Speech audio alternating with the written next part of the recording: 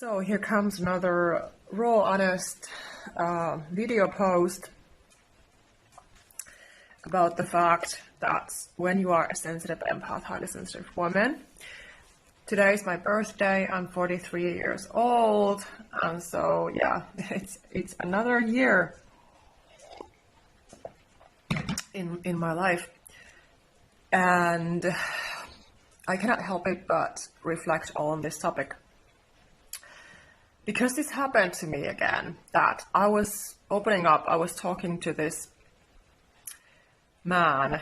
He was an older man online in a school group. School is a platform with groups with supposed to be like-minded people, of course, to be able to connect with people.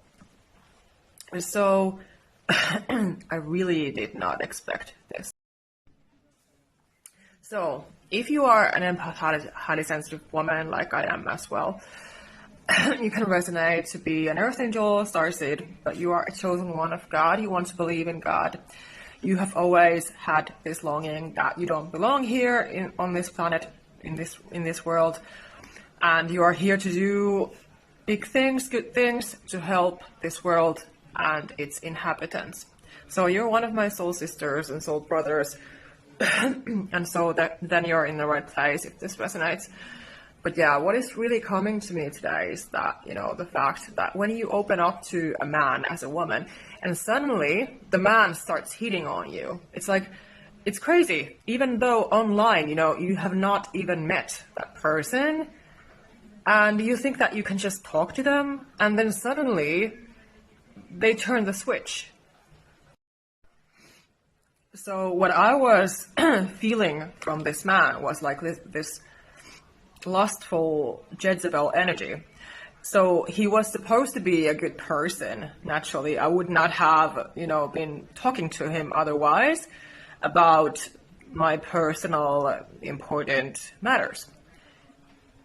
But, because I love to connect with people, I'm social, of course, in that way. I'm an introvert, basically, but in the right company with the right empathetic, kind people, high vibe people, of course I'm extroverted in that way. Love to be social. I was always like that. And so you don't expect, seriously, when you are a kind, trusting woman, sensitive woman, you would not treat people like that. So you do not expect it yourself either to receive that. And so it can be seriously a shock. And, the messages, if you're messaging with a person like that, it just switches, out of the blue, just suddenly. That you're talking about this serious topic, for example, and then suddenly they are just commenting about the way you look, or implying to you that they are romantically interested or sexually interested. Attracted to you. Seriously, what the F? I got so furious. He did not respect my boundaries. I told him, that's not okay how you're talking to me. And he was like, oh, I don't understand. And I was like, come on, give me a break. And so I had to tell him again that I don't approve of that, and I had to block him. Because it's just not acceptable. These are huge red flags for me personally. All types of, wrongdoings, injustices, sexual harassment, for example, bullying, narcissistic abuse. Because I've been witnessing this ever since childhood, so I've been seriously fed up. All kinds of cyberbullying, all kinds of, when seriously mentally demonic people are putting others down. And when you don't expect it in some high vibe group, the feeling is just, if you've gone through this, you understand what I'm talking about. But yeah, of course, what we have to do in these situations, of course, we have to block them off. But I also wanted to address about the feeling when you seriously feel that, enough is enough, because eventually enough is enough with everything. But of course, especially with sexual harassment, and if you already have enough trauma behind you, and this man knew about it, so it's more cruel in that way. If somebody already knows about the heavy issues that you've been going through, that you might still be going through, for example, a loved one has just passed away, or whatever the situation is, or you have told them, I've gone through narcissistic abuse ever since childhood, I've gone through childhood trauma. So there is no point in starting to make a pass at you in that situation. It's so stupid. And the feeling when somebody always wants something from you, like a man wants something from you, or a fake friend is always calling, hey, can you help me? Can you listen to me? Blah, blah, blah, blah, blah. Like, I always answered the phone when my friends used to call me, always. And I loved doing it. And I didn't realize it at the time, but I was draining myself out in that process. And I could not set my boundaries because I didn't know how to. I was always pleasing my friends, especially if they were females. It was very difficult for me to be really honestly outspoken, to be setting my boundaries. And now that I'm more clear about them, it does show up how people have their shadows. It really does. And on top of that, if you have children, and pets, for example, my cats are so stubborn and strong-willed from what I have learned and discovered throughout the years. It used to be easier. I'm not sure what the reason is. Is it that they get more age? But it's like they are always needing something from me, usually. And even if I give it to them, what I think that they want, they don't necessarily want it. So it's like, I don't know. I'm just saying out loud, I don't know what you want from me. I'm not such a mind reader. I don't know. And then I just want to, just let it go and just be focusing on having a peaceful mind, because naturally as empaths, we need peace. But yeah, anyway, the point that, the feeling when somebody just wants something from you and they just won't let it go, and they just won't respect your boundaries no matter what you do. And I'm like, God, please stop this. Please stop this torment. Whatever Jezebel is trying to torment me again, please go away in Jesus' name. Amen. I don't want you around. Whatever demonic entity energy is trying to be around, ruining my day, causing me issues in things, sending me these harassed people, no thank you, is my opinion. So I'm like, yeah, give me a break, please.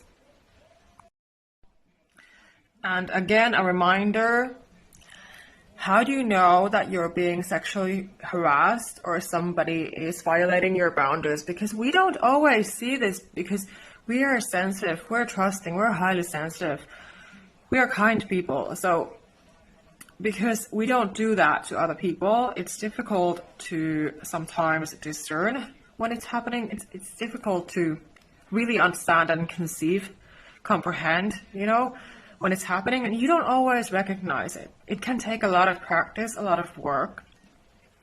And so just a reminder, if somebody is crossing your boundaries, they're being disrespectful, you say no, but they say things like, oh, I don't understand. It means that they are still violating your boundary. And of course, they can play dumb. It's not necessarily the truth. But of course, in this video, I'm talking mostly to those of you who are seriously kind and sensitive women out there, and you are very intuitive, and you've gone through enough of sexual harassment. Maybe you have had this kind of treatment when you have been a small child, like I was. because I was like 4 years old in daycare when I was sexually harassed by an older boy. And so it's no joke if somebody is triggering your trauma response, your trauma reaction. It's completely natural, of course, to react how you react. And you have to forgive yourself. You cannot be beating yourself up for those things. But I'm just saying, honestly, as a support person, so I'm just saying honestly, that's what is coming to me right now that I wanted to address with this is that, these things are serious. When somebody is violating your boundaries, you say no, I don't like this, I don't accept it, I don't accept this.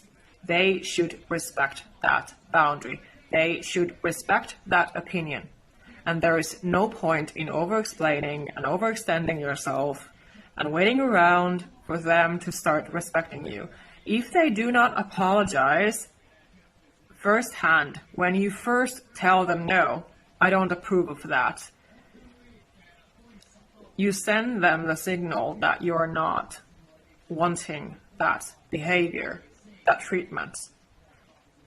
So a healthy person, of course, a healthy, stable adult will understand. So, yes, it is stupid. If somebody is bullying you and harassing you and attacking you in any way, they are foolish. I've said it before and I will say it again. They are foolish. They are digging their own hole because God sees everything. The universe sees and feels everything. And we are attracting what we are being. So the more high vibrational you are, you attract more high vibrational things and people and situations.